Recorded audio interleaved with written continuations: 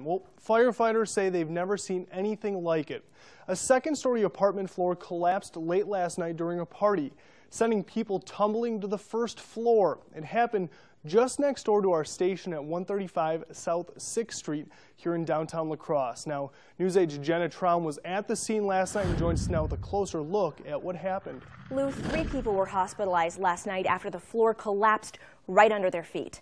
I talked to the building's owner today. He did not want to go on camera, but he did tell me the apartment's tenants say those 3 people have been released from the hospital. He also says when he got to the scene, he found multiple beer kegs where the floor had collapsed. Larry Klon heard loud music a few buildings down the block Saturday night, but didn't think much of it. He was used to a lot of noise. I insulated the walls a lot, so I wouldn't hear a lot of traffic sounds and stuff like that.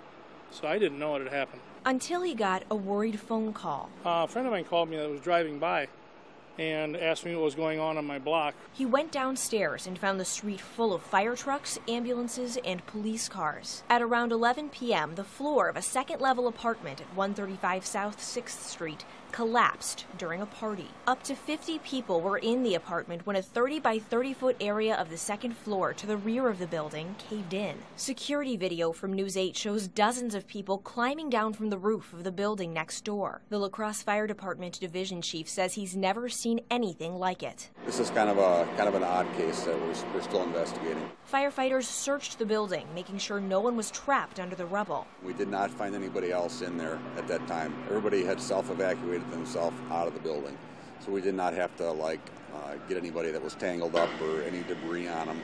We didn't have anybody trapped in there. 3 injured people were treated at the scene, and then Tri-State Ambulance took them to the hospital. At around 1 a.m. on Sunday, a city building inspector condemned the building. And as Klon watched the fire trucks clear out of his block, he says one thing was going through his mind. If you put that many people out, on a floor in an old building that was never meant to do it, bad things are going to happen sooner or later.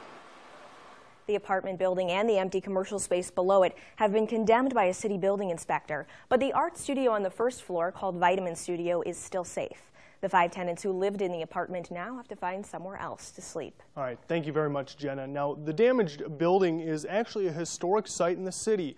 It was the original location of a train company and built in the early 1900s, although the owner says he thinks the damaged apartment unit on the second floor may have been built at a later date.